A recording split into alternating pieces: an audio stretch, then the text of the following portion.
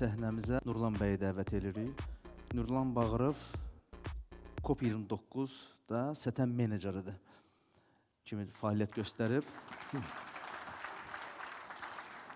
Nurlan müəllim bizə dayanıqlı təhlükəsizlik, karbonsuzlaşdırmanın səthən məqsədlərinə inteqrasiyası mövzusunda təqdimatını eləyəcək. Çox sağ olun.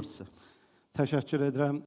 İlk növbədə qeyd eləmək istəyirəm ki, belə bir mötəbər tədbirdə sizin qarşınızda çıxış etmək mənim üçün böyük şərəfdir. Çünki burada əyləşən yoldaşlar, mütəxəssislər artıq sənayedə öz sözünü demiş, neçə illərdir, necə edirlər. Burada BIP məktəbinin nümayəndələrini görürəm, bəziləri ilə 15-20 il hətta bundan əvvəl görüşmüşdüm, indi rastlaşdım. Yəni sizin qarşınızda çıxış etmək də həm də böyük məsuliyyətdir. Həm də məndən əvvəlki natiqlər, spikerlər çox gözəl məlumatlar, geniş məlumatlar verdilər, hansı ki, ondan sonra biraz mən çalışacağım təkrarlığa yol verməyək və yekunlaşdıraq. Düzdür, bu mənim sonuncu spiker olaraq sonuncu çıxışımdır, amma arzu edirəm ki, bu çıxış axırıncı yox, axarıncı olsun, gələcək tədbirlərdə dəyərli fikirlər paylaşılsın sənayedə. Buradan bir haşədə qeyd etmək istəyirəm ki, biz COP29 şirkətinin burada mənim rəhbərlərim, hörmətli Vladislav Varapayev iştirak edir, xahiş edirəm, alqışlayaq, salamlayıram Vladislav müəllimsi.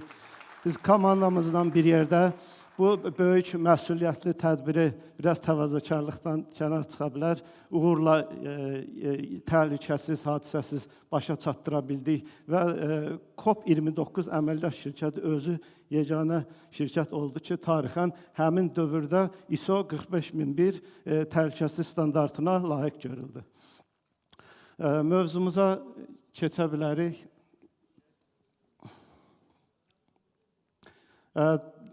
Mövzumuz dayanıqlılıqdır. Slayd gəlsin, zəhmət olmasa. Mövzumuz dayanıqlılıqla bağlıdır. Bu mövzunun seçilməsi heç də təsadüf deyil. Çünki bilirik ki, artıq son zamanlar aktual dünya səviyyəsində qlobal müzakirələr mövzusudur və COP29 çərçivəsində biz bunun şahidi olduq. Karbonsuzlaşdırma və səthən məqsədlərinin uzlaşdırılması. Bu tədbir əslində bu sənaye zirvəsi COP29-dan sonra bizə bir çağırışdır ki, biz ümumi qlobal səviyyədə, dövlət səviyyəsində öhdəlikləri vurğulayandan sonra, razılaşmalar olandan sonra biz sənaye nümayəndələri hərəkətə keçək. Və bugünkü tədbir COP29-un bir məntiqi davamı olaraq qəbul edirəm. Və qısaca olaraq dayanıqlıq barədə, dayanıqlığın mahiyyəti barədə qeyd etmək istəyirəm ki, dayanıqlılıq bizim cari, indiki enerji ehtiyaclarımızı ödəməklə yanaşı, gələcək nəsillərin gözləntilərini, ehtiyaclarını, tələbatlarını qarşılamaqda onlara, insanların sağlamlığına və o gələcək nəsillərin sağlamlığına, təhlükəsizliyinə və ətraf mühitə zərər vurmadan təmin edən bir sistemdir dayanıqlılıq.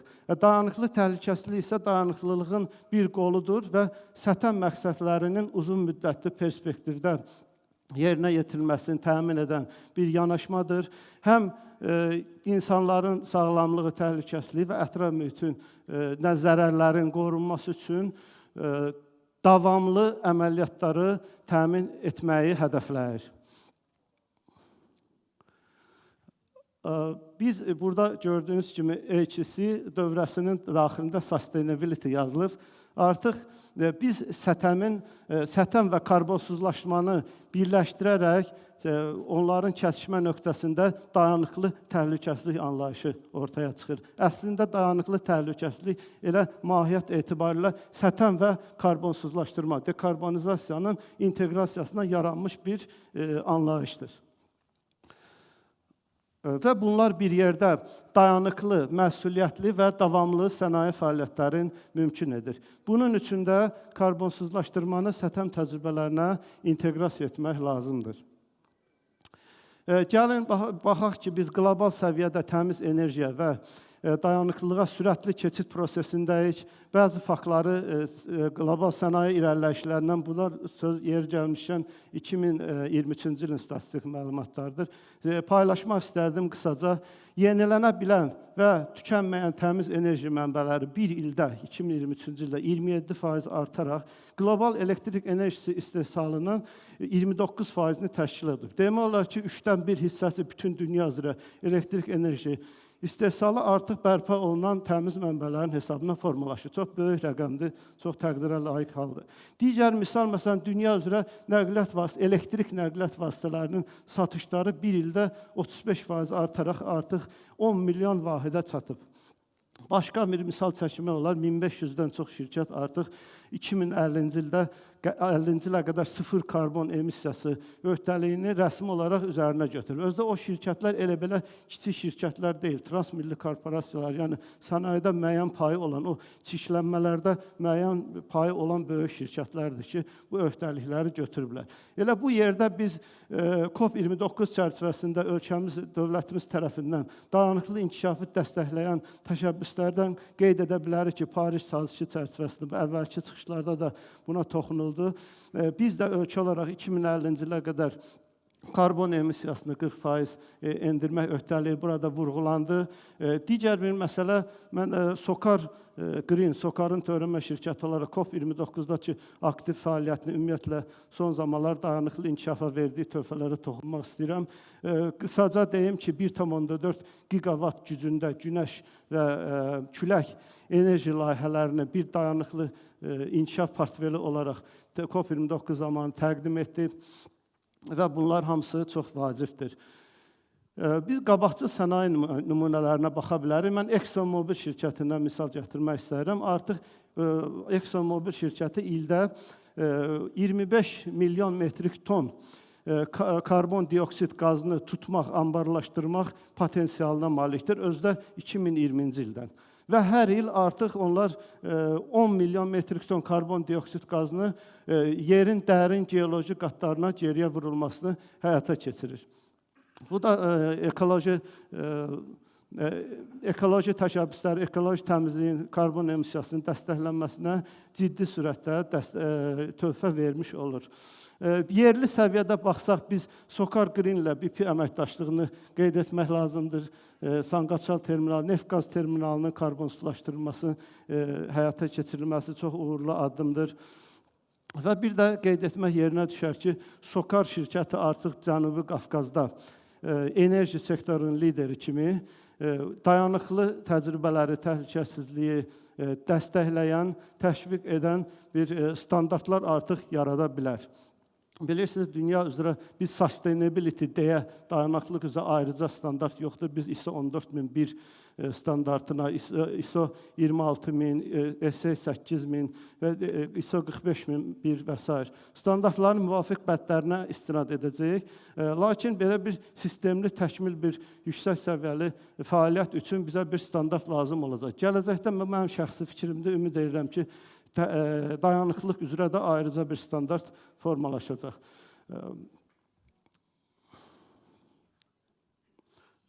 Bu sətəm və karbonsuzlaşdırmanı inteqrasiya etmək üçün bizə strategiyalar lazımdır. Biz də təcrübi strategiyalara baxsaq, biz ilk növbədə resursların səmərəli potensialından istifadə diqqəti çəkir. Burada böyük potensial var. Məsələn, qeyd edə bilərəm, enerjiyə qənaətçi sistemlərin tətbiqi, buraya aid ola bilər havalandırma sistemlərinin təkmilləşdirilməsi, LED tipli işıqlandırma, enerjiyə qənaətçi işıqlandırma sistemlərinin tətbiqi və artıq təcrübələr göstərir ki, bu sistemlərin tətbiqi ilə karbon emissiyalarını 70%-ə qədər endirmək mümkün olub. Bu da çox böyük göstəricidir. Digər imkanlar, potensiallar, tullantıların düzgün idarə olunmasında, məsələn, burada əsas təkrar emal və kompostlama sistemlərinin tətbiqi nəzərdə tutulur və dayanıqlı materiallardan istifadə. Biz də dayanıqlı materiallar deyəndə həm təkrar emal olunan və toksik olmayan materialların istifadəsi nəzərdə tuturuq ki, yenə karbon emissiyasını, karbon izinin azalmasına xidmət edir. Və bir maraqlı məqam yaşıl səthən və dayanıqlı təhlükəsizlik mədəniyyəti. Və burada altından nəyə görə cızmışıq? Qeyd eləmişik. Biz təhlükəsizlik mədəniyyətinə səthəm idarəetmə sisteminə bir element kimi yanaşırdıqsa, biz artıq buraya yaşıl səthəm və dayanıqlı sözlərini əlavə edirik. Və bu sözləri söz olaraq yox, mahiyyət olaraq həmin sistemlərə birləşdirməliyik. Burada ilk növbədə insan amili potensialından istifadə ortaya çıxır. Belə bir haşiyə çıxım qeyd edək ki, biz bu dünyanı çirkləndirən biz insanlarıqsa, onu xilas edən də qüvvələrdə yenə bizik və bizdə olmalıyıq. Və bu qüvvə bizdədir, bunu biz edəcəyik.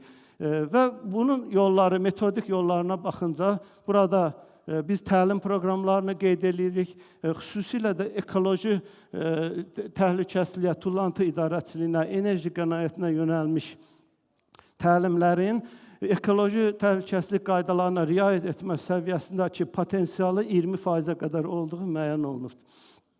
Digər böyük potensial departamentlər arası əməkdaşlıqlardır.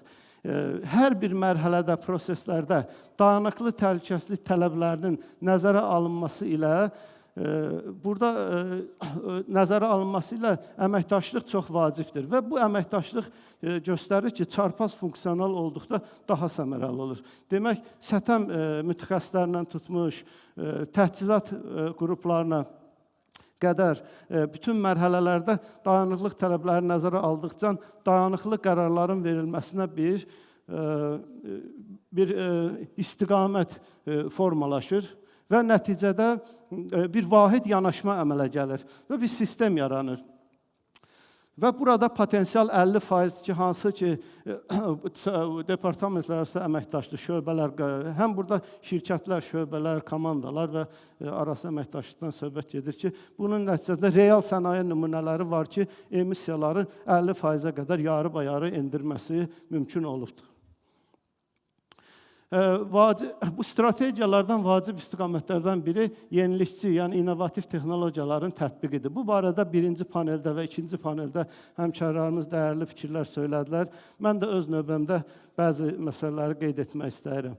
Biz ilk növbədə burada böyük potensial havaya buraxılışların canlı izləmə qurğuları qeyd olundu. IoT sensorların tətbiqidir.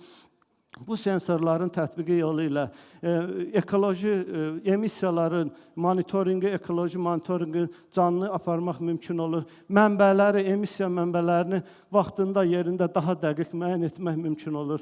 Havanın keyfiyyətini izləmək imkanı yaranır və bu asanlaşır. Və təbii ki, risklərin qarşısını qabaqcadan aşkar etmək, mənbələri aşkar etməklə onların qarşısını almaq üçün imkan yaranmış olur ki, bu da risklərin idarə olunmasına şərait yaradır və o cümlədən bu emissiyaların qeydə alınmasında bir şəffaf hesabatlıq mexanizmi yaranır. Digər istiqamət süni intellektdən istifadə edən proqnozlaşdırıcı texniki xidmətlərdə əvvəlki qeyd olunmuşdu, predictive AI.